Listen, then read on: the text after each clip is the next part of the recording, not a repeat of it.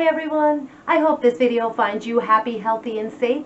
If you're new here, my name is Rhonda with Rhonda's Craft Frenzy. And if you like what you see, stop around for a little bit longer. Maybe subscribe to my channel. It would be great for me. I think you'd find a lot of great stuff that you would like, give you a little bit of inspiration.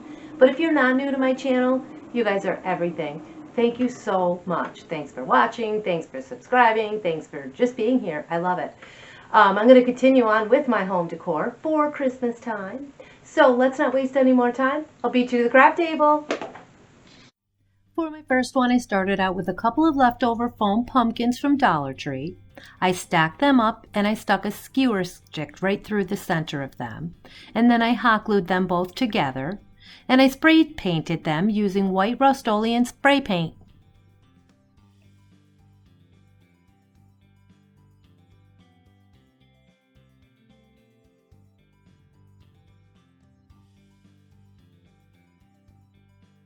That spray paint gave it kind of a strange effect, as you can see. It melted it a little bit. So for my second coat, I used plaster colored chalk paint.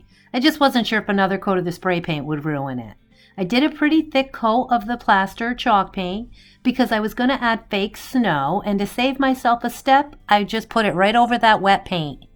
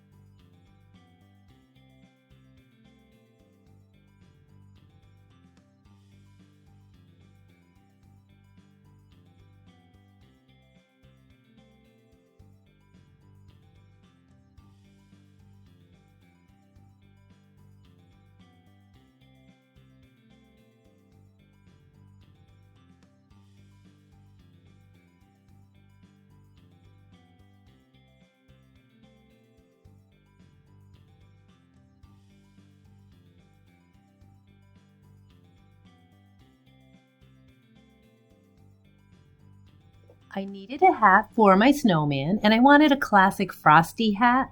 So I had a coffee lid and a frosting jar, and as you can see, I glued them together using E6000 and hot glue.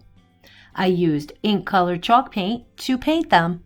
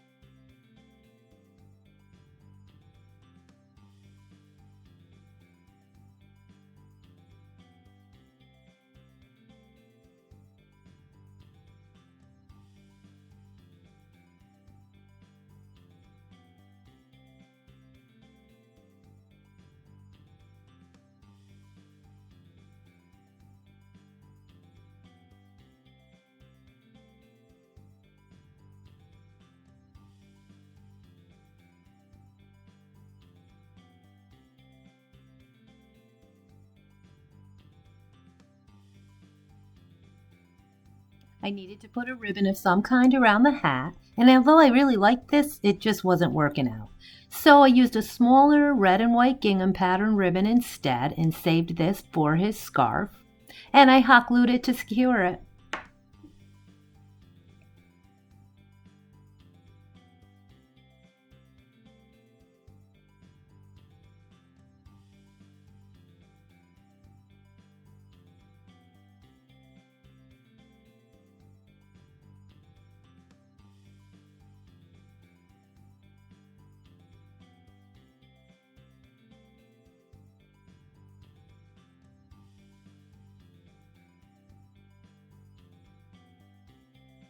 Once that was done, I used some old scrap pieces of floral and berries that I had. I just hot glued them right on top of the ribbon where the seam met, just so you wouldn't see it.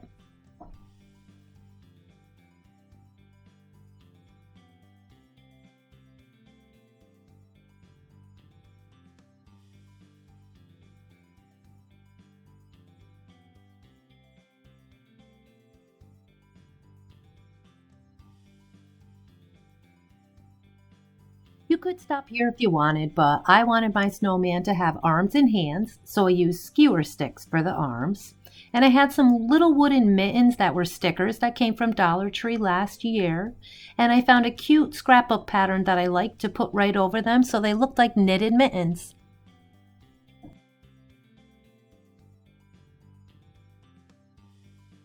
And the last thing I had to do was put his scarf on him and assemble him.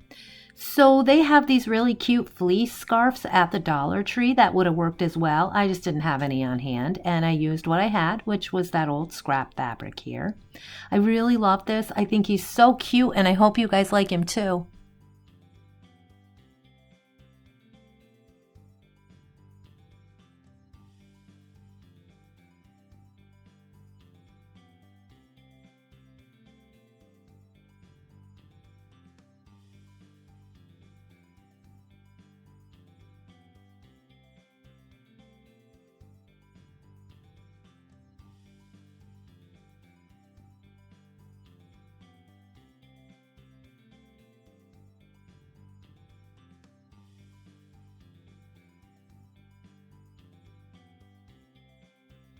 For number two, I used a couple of triangle frames that I got from Dollar Tree and some scrapbook paper that I liked. I just popped the backs off to trace them out. I cut them to fit on the inside of those triangles.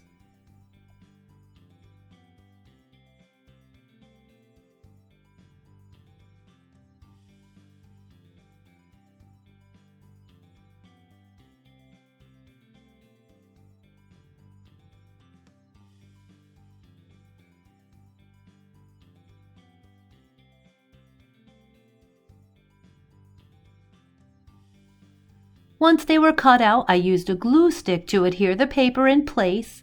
Then I hot glued the frame back on.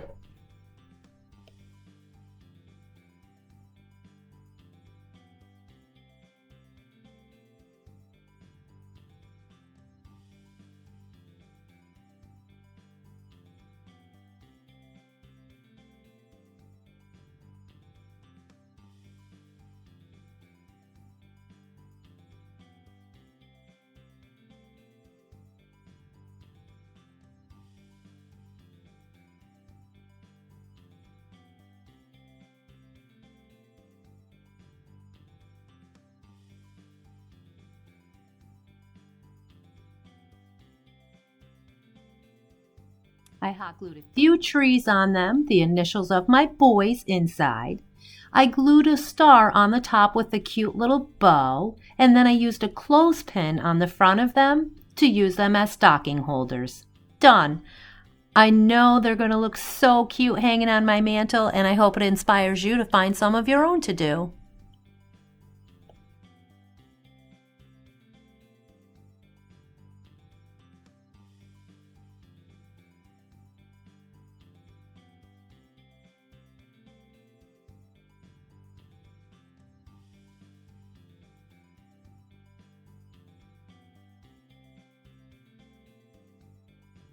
For my last and easiest one, I started out with two picture frames and a chalkboard sign, along with a Dollar Tree calendar page that I liked.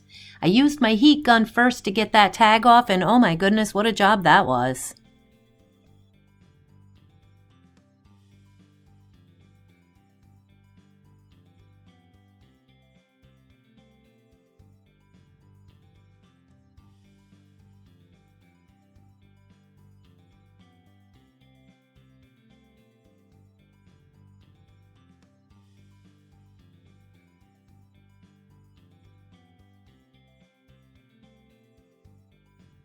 Then I traced out the size that I would need for the inside of my smallest frame. I needed to use black because I had an issue in the past with a previous project where the backside of the calendar bleeds through. You could use any sign that you wanted and paint it black if you don't have a chalkboard. It would still work the same. I used a small box cutter and I scored across my lines a few times and then I could snap it apart.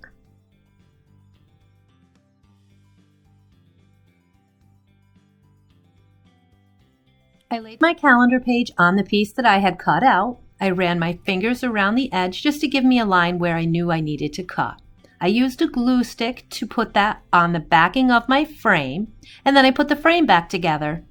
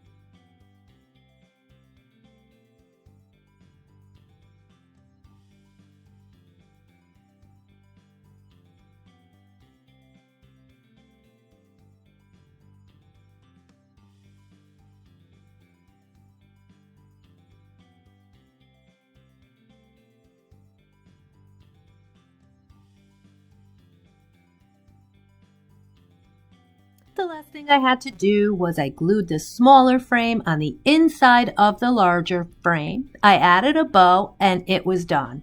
I hope you guys like it as much as I do.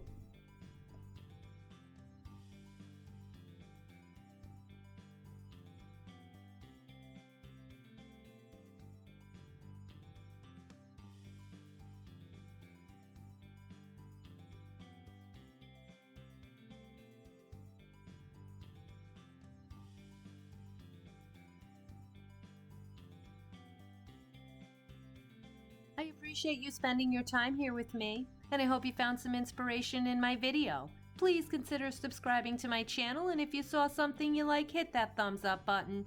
Don't be shy with those comments. I hope to see you next time, and until then, keep those glue guns at the ready.